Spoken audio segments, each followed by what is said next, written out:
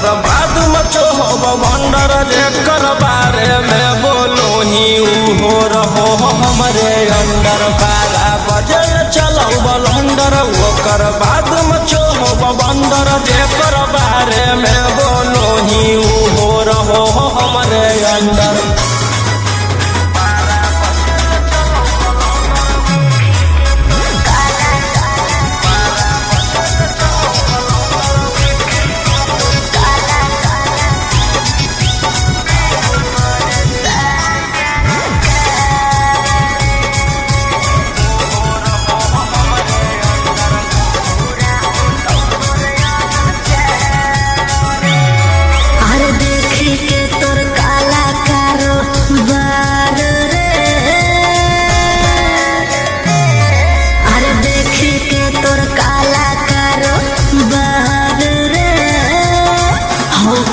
सान सरकार रे